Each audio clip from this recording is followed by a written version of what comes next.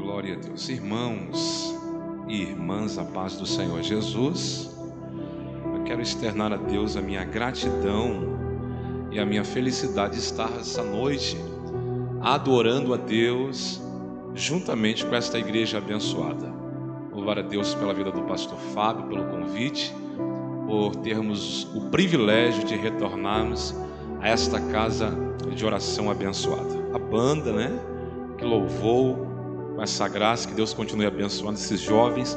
Como é bom ver jovens adorando a Deus. A pastora que deu a saudação, também a minha esposa, a pastora Ângela, que nos acompanha, junto com a nossa filha, que já está ali descansando. Que Deus vos abençoe. Pastor, obrigado, viu? Obrigado por lembrar de nós. Amados, eu tenho uma palavra da parte de Deus para a tua vida nesta noite, que está no livro do profeta Jeremias. Livro do profeta Jeremias, no capítulo de número 29.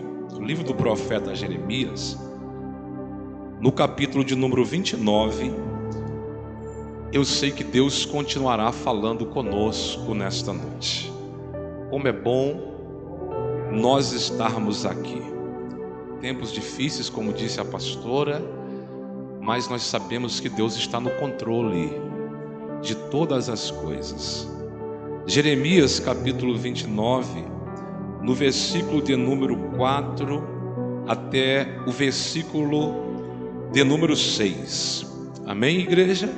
Jeremias 29, verso 4 até o verso 6, que diz assim a poderosa e santa palavra do Senhor. Assim diz o Senhor dos exércitos, o Deus de Israel, a todos que foram transportados, que eu fiz transportar de Jerusalém para a Babilônia: edificai casas e habitai-as, plantai jardins e comei o seu fruto. Verso 6, que nos diz assim: tomai as mulheres e gerai filhos e filhas. Tomai mulheres para os vossos filhos e dai as vossas filhas a maridos, para que tenham filhos e filhas. Multiplicai-vos e não vos diminuiais. Amém? Podeis assentar por bondade. Eu sei que Deus já tem falado conosco. Eu vim com essa palavra queimando no meu coração aqui esta noite, para que Deus viesse a confirmar esta palavra, que é viva, que é eficaz, e tenho certeza que o Senhor não nos despedirá de mão vazia. Amados irmãos, profeta Jeremias, ele é tido como o profeta chorão. A Bíblia vem nos mostrar que em um tempo de apostasia e crise, Deus levanta Jeremias com uma palavra profética da parte do Senhor. O que me chama a atenção para nós entendermos é que em meio a muitos iguais, Jeremias se sobressai. Ele é um jovem, uma pessoa diferente, em meio a uma geração de iguais. E Deus falava ao meu coração que Deus está procurando pessoas para levantar, para que sejam pessoas diferentes em meio a uma geração de iguais. O profeta Jeremias, ele não era um profeta popular. Jeremias não tinha muitos amigos. E a palavra de Deus para Jeremias, pertinente ao seu chamado, está em Jeremias capítulo 1, no versículo de número 18, dizendo: e pelejarão contra ti, Jeremias, mas não prevalecerão, porque eu sou o Senhor para te livrar. Deus tem uma palavra para nós aqui esta noite, sabendo que pode se levantar principado e potestade, mas se o Senhor está conosco, igreja, nós não temeremos mal algum.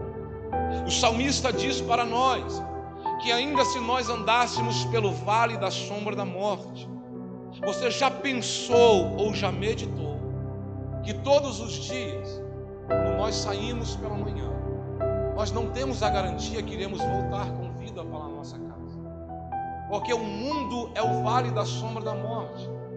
Mas mais uma oportunidade, nós andamos pelo vale, os inimigos tentaram contra nós, Satanás tentou contra a tua vida, mas o Senhor te guardou, o Senhor te protegeu, porque Ele é o nosso Deus para nos livrar.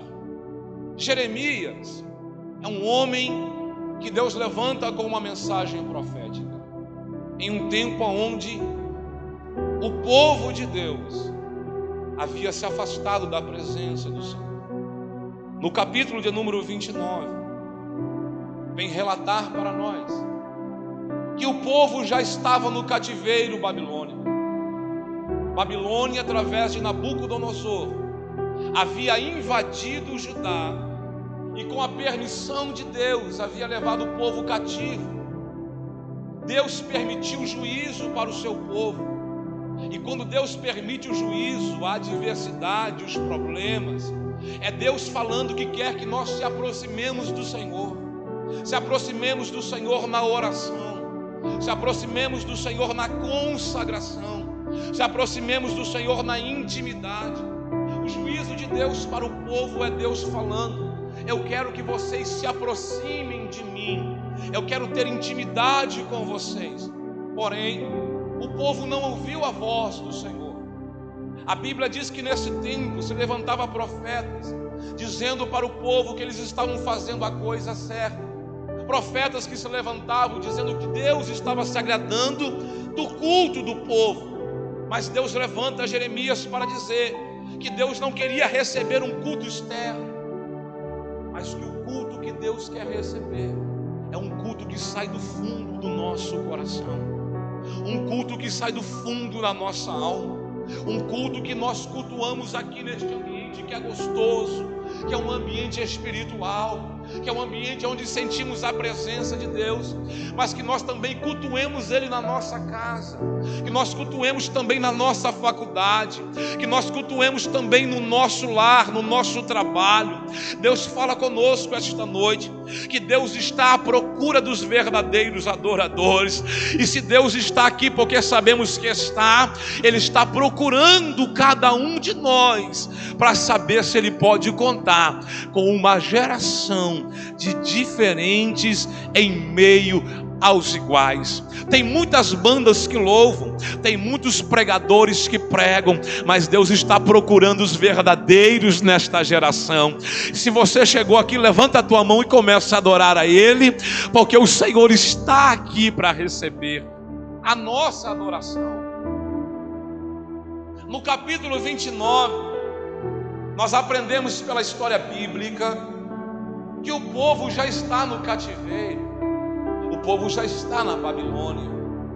E no capítulo 29, Jeremias, inspirado por Deus, ele escreve uma carta para o povo. E esta carta que Jeremias escreve para o povo que está em Babilônia, ela tem um propósito específico, igreja. E o propósito desta carta que Jeremias escreve para o povo era Deus falando para o povo que no tempo de cativeiro, no tempo de crise, Deus iria prosperar aquele povo. Deus está querendo dizer para nós aqui esta noite algumas lições, porque vivemos em um tempo de crise, sim ou não? Nós vivemos crises espirituais. A Bíblia diz que por causa do esfriamento do amor, esse amor não é o amor do mundo, porque a Bíblia diz que quem conhece a Cristo não é o mundo, mas é a igreja. Então o esfriamento espiritual, o esfriamento também na questão social, crises sociais nós estamos vivendo. Nós estamos vivendo crises financeiras. Cada um de nós, se eu passar um microfone para você, você vai contar uma história que você está passando. ou alguém da tua família, ou alguém que você conhece, está passando aqui por alguma crise. E Deus vem trazer para nós algumas lições. A primeira lição está no versículo 4 do capítulo 29, que diz: assim diz o Senhor dos Exércitos, o Deus de Israel, e a todos que eu fiz transportar para Jerusalém. Deus está dizendo para o povo, e Deus está dizendo para nós, que nenhuma crise vem na nossa vida se não for permissão de Deus. Amados, o diabo não tem autorização para tocar em você. O diabo não pode tocar na tua família. O diabo não pode tocar na tua saúde. Porque a Bíblia diz, na Epístola de João, no capítulo 1, que aquele que é de Deus, o diabo não toca. Você quer uma notícia melhor do que essa, que o diabo não tem poder para tocar na tua vida? Salmo de número 124 traz uma realidade para nós, que se não fosse o Senhor sobre a nossa vida, o salmista diz: se não fosse o Senhor, ora diga a Israel, porque os nossos adversários já teriam nos tragado os vivos. Você sabe que todos os dias o diabo arquiteta planos contra você e contra a tua casa, mas mais um dia o Senhor nos guardou, aleluia. Mais um dia o Senhor nos protegeu.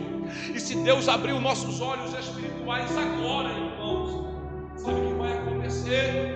Você vai ver que ao teu redor há miríades de anjos te guardando, há miríades de anjos te protegendo, para que o diabo não possa tocar sobre a tua vida. Nós entendemos que a crise é permissão de Deus.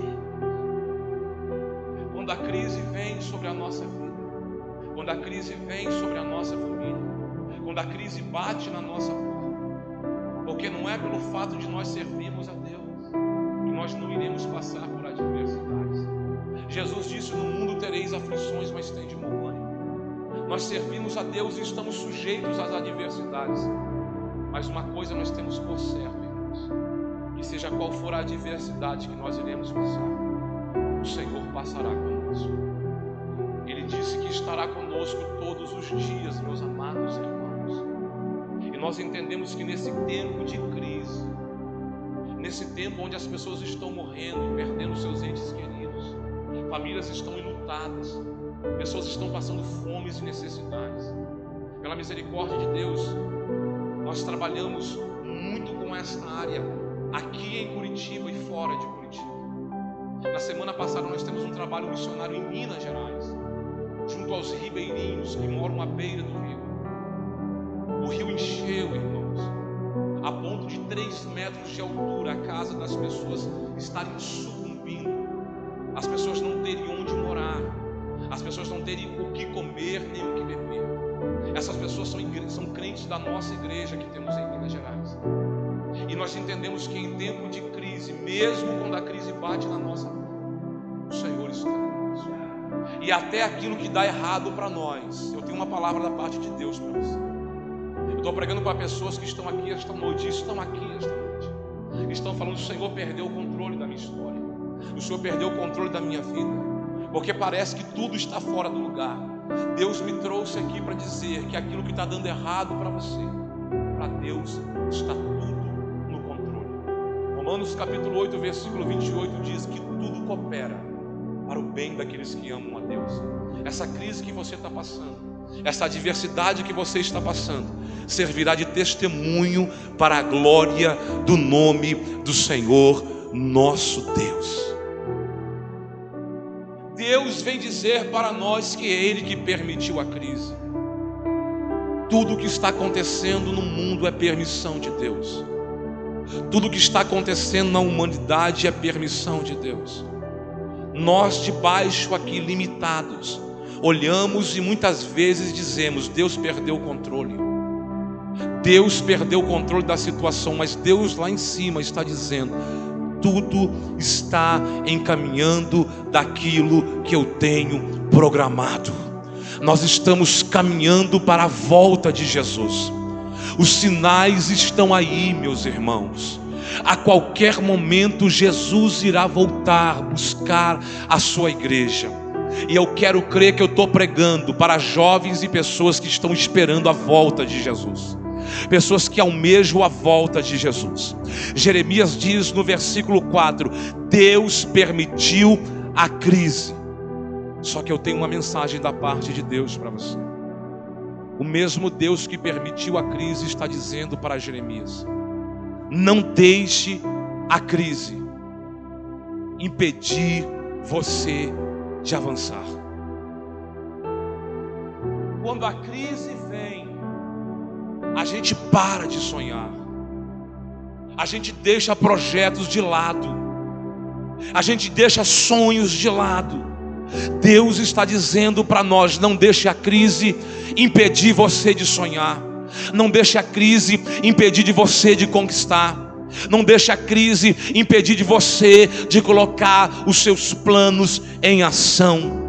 Deus está falando: parar jamais, retroceder nem pensar, e avançar sempre. A igreja de Cristo avança na crise. A igreja de Cristo cresce na crise. A igreja de Cristo não é movida pela crise. E se você acredita sobre esta palavra, é na crise que você vai crescer.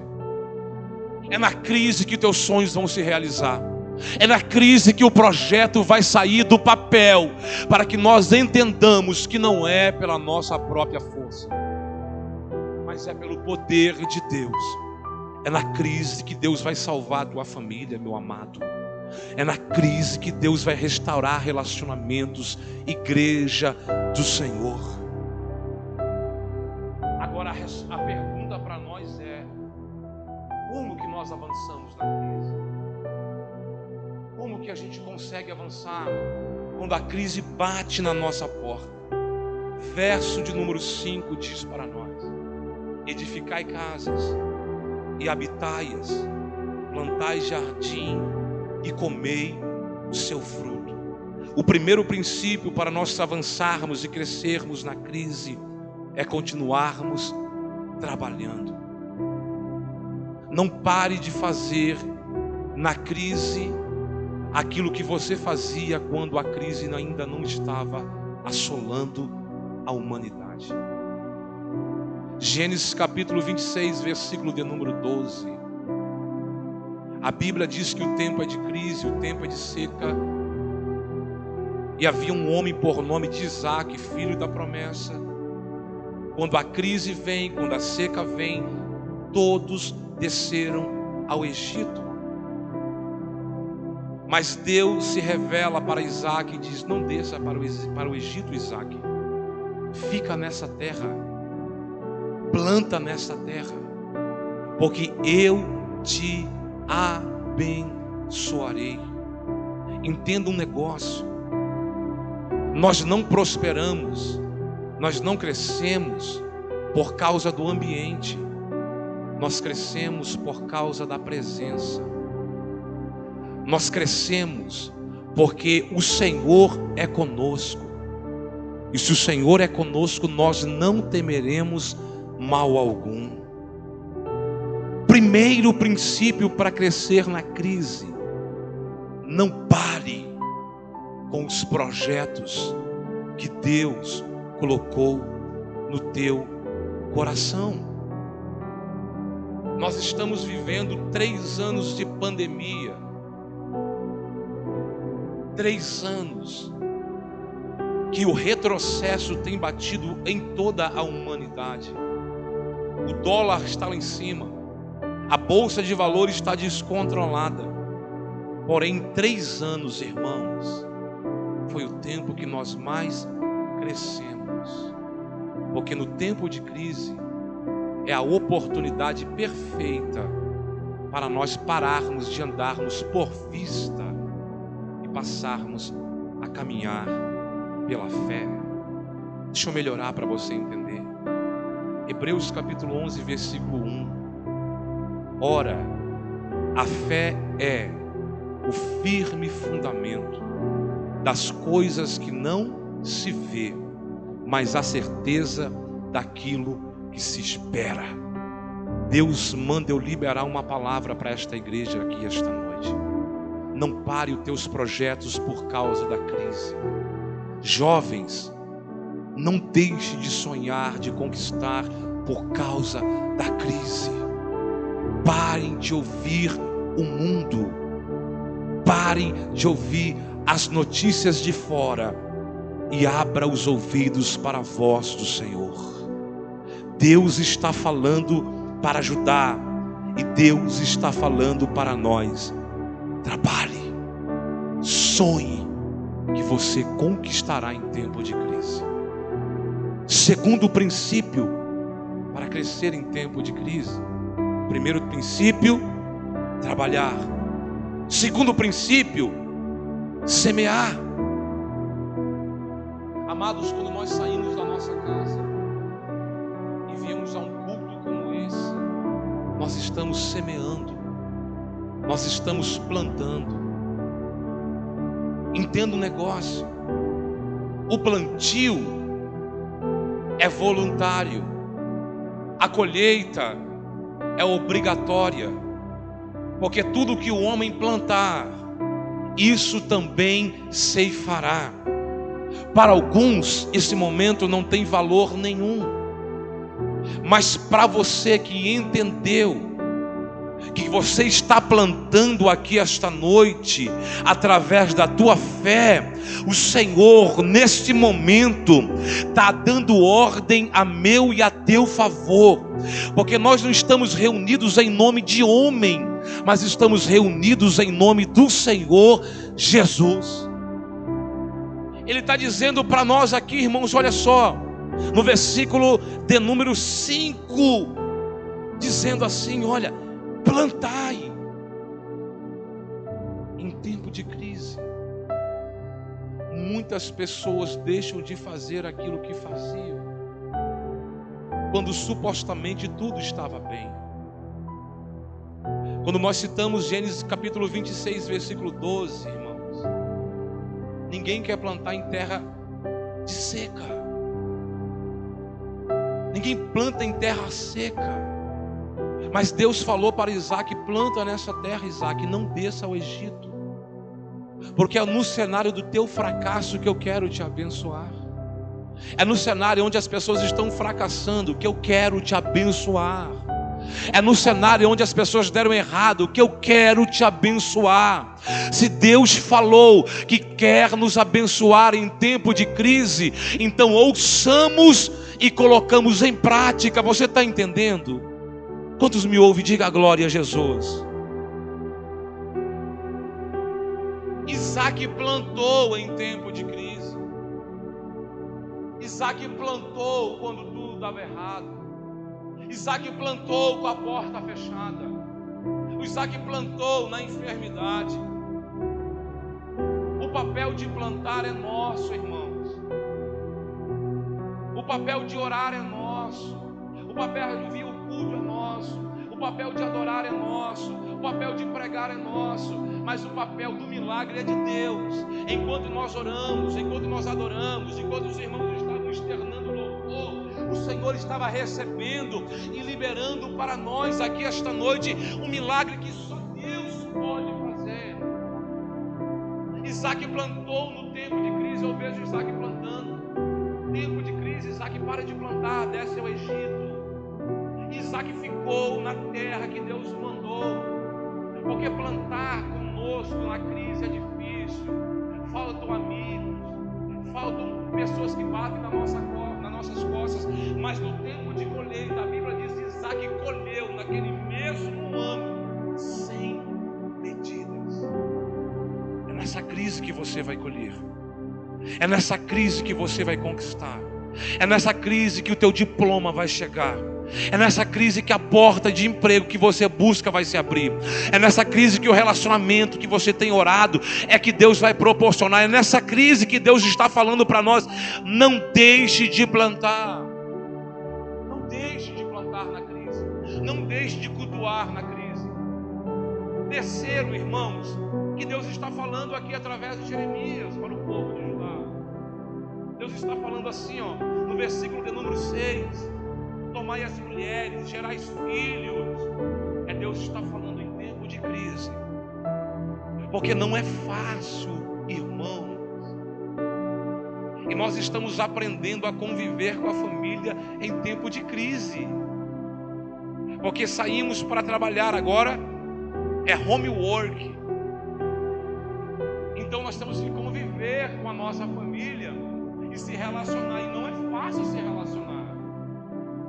A gente tem que passar mais tempo junto, entender, conversar. Quantas famílias estão em crise porque estão convivendo juntas em casa? Conflitos, filhos, mães, pais. Quantas famílias se separaram na crise porque não se suportam viver na mesma casa? A gente sabe que não é fácil o relacionamento. Todos nós temos a personalidade própria, mas Deus está falando para nós no tempo de crise, é tempo de fortalecer a família. Porque nenhum sucesso que nós tenhamos em qualquer área da nossa vida, ele vai suprir um fracasso na área da família, um fracasso com o nosso pai, com a nossa mãe, com o nosso irmão. Só que não é fácil se relacionar. Deus está falando para nós aqui esta noite em tempo de crise, em tempo que a gente está em casa e a mãe fala: filho, larga esse celular, de novo no celular, de novo no videogame, vai fazer isso, vai lavar a louça, ajude em casa. Não é fácil a gente se relacionar, o esposo, a esposa, mas é em tempo de crise que nossos relacionamentos, nós que servimos a Deus, se fortalecerão neste tempo de crise. Nós sairemos mais fortes do nosso relacionamento familiar. Nós possamos sentar à mesa com nossos pais, nós possamos abraçar, nós possamos pedir perdão, que nós possamos orar uns pelos outros, que nós possamos ter um relacionamento melhor com o irmão menor. Eu posso crer que nesse tempo de crise, Deus quer de nós um relacionamento próximo da nossa família. Todos nós precisamos de fortalecimento familiar. Todos nós temos conflitos. Eu tenho aqui na minha frente jovens, na sua grande maioria. E quantos jovens estão passando por conflitos existenciais, que já perderam o propósito daquilo que foram criados. Amados, nós trabalhamos com pessoas.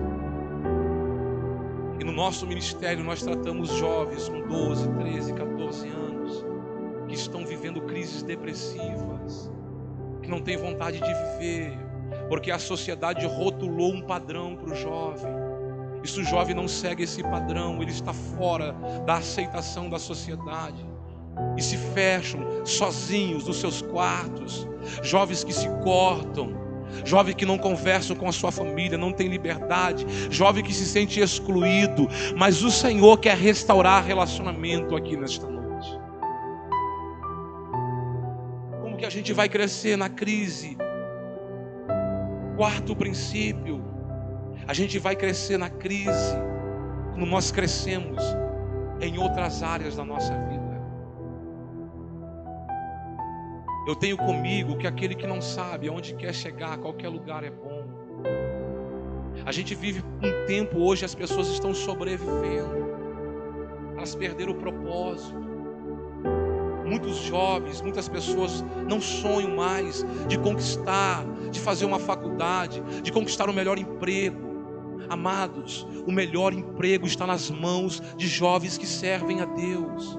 Deus quer levantar uma juventude, colocar em cargos de responsabilidades e de honra na nossa geração. Deus quer levantar pessoas jovens que servem a Deus, assim como levantou Daniel na Babilônia, jovens de referências, mas jovens cristãos que não abrem mão dos seus valores. Deus quer prosperar jovens.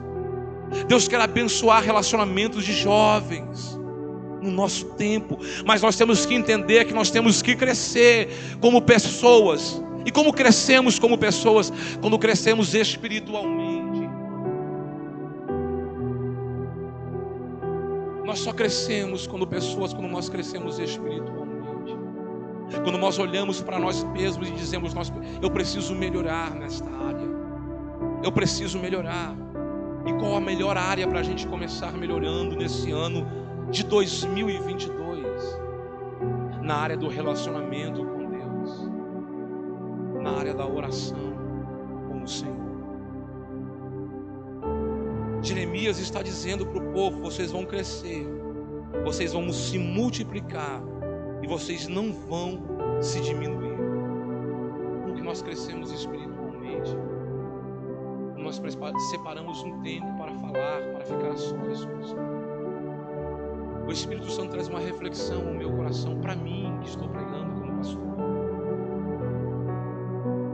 Porque para nós, em uma geração que nós estamos vivendo, e somos taxados, retulados por aquilo que nós fazemos.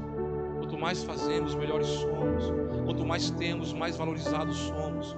O mundo nos aceita por aquilo que somos, por aquilo que temos, por aquilo que conseguimos retribuir.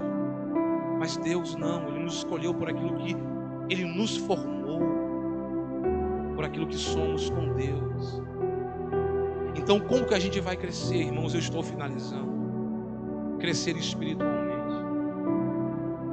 Quanto tempo será que nós temos passado com Deus? E quanto tempo nós temos passado com as redes sociais? Com o secular? Eu, como pastor, fui confrontado pelo Espírito Santo pela questão de fazer, a gente acordar de manhã e viver até a noite para a obra, porque pela misericórdia de Deus estamos à frente de 10 igrejas dentro de Curitiba e fora de Curitiba. Isso tem uma responsabilidade muito grande, porque prestaremos conta dessas pessoas, pastor. E Deus falou comigo muito sério, dizendo assim: olha, o Deus da obra sempre será mais importante do que a obra de Deus. O teu relacionamento comigo é muito mais importante daquilo que você vai fazer para mim. O tempo que você passa comigo é mais importante daquilo que você vai fazer para mim. Nós temos que entender que relacionamento com Deus é melhor do que fazermos para Deus. E para isso precisamos crescer espiritualmente. Nós precisamos crescer como filhos. A Bíblia diz: e filhos, sejais obedientes aos vossos pais. Nós somos de uma geração, eu ainda faço parte dessa geração, que quando a minha mãe olhava para mim, eu já tremia. Eu faço parte de uma geração, e eu creio que eu estou pregando para pessoas que fazem parte dessa geração, que mesmo fazendo parte de um lar que ainda não é cristão, mas respeita o pai, respeita uma mãe. Vocês estão num bairro, a gente acompanha aqui o bairro, a gente ora por esse bairro, pastor. A gente faz trabalho aqui no meio aqui das comunidades. A gente entra aqui na biqueira, fala com facção. Aonde a mortandade de jovens, aqui mesmo por essa semana, não foi? Quantos jovens morreram aqui em Colombo, em Tamandaré? E isso traz o cumprimento da palavra de Deus, que diz assim: jovens, respeitem os vossos pais, honre os vossos pais, para que os vossos dias se prolonguem na face da terra. Nós vemos uma geração que está sendo dizimada no mundo, irmãos, porque não respeita os pais e não respeitam as mães. Nós precisamos crescer como filhos. Nós precisamos crescer como servos. Nós precisamos crescer como pessoas, como irmãos e como igreja. É Deus que permitiu a crise.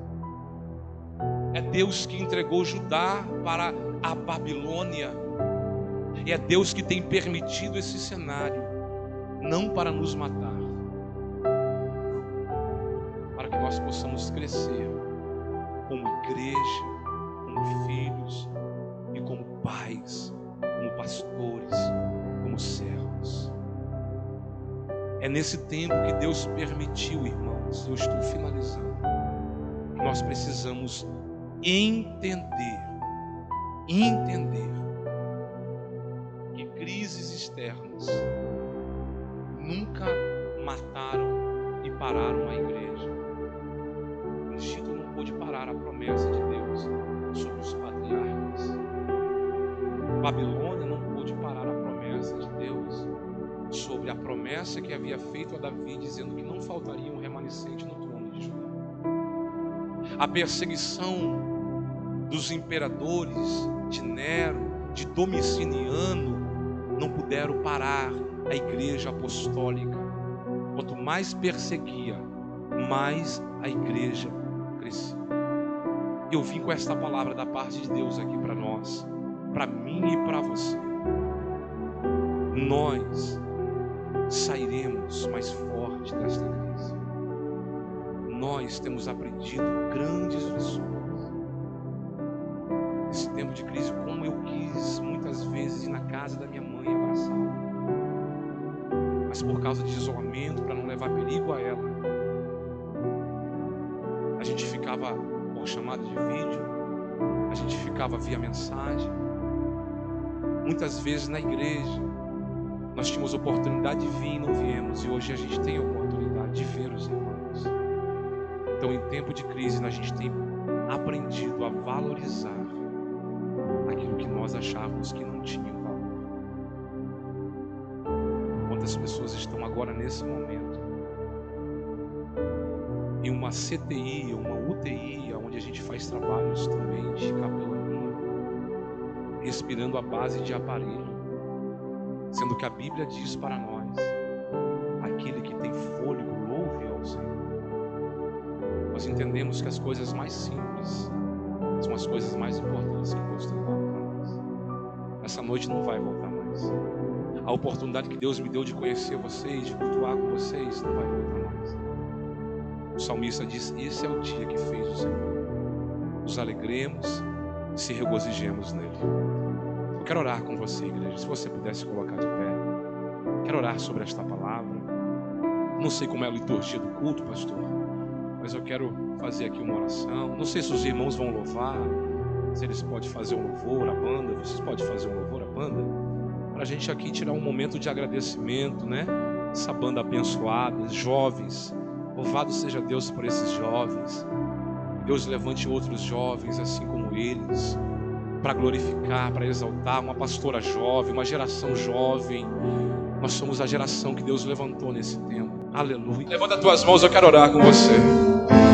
Isso. Senhor meu Deus, em nome de Jesus, nós somos gratos ao Senhor, ó Deus, por esta noite.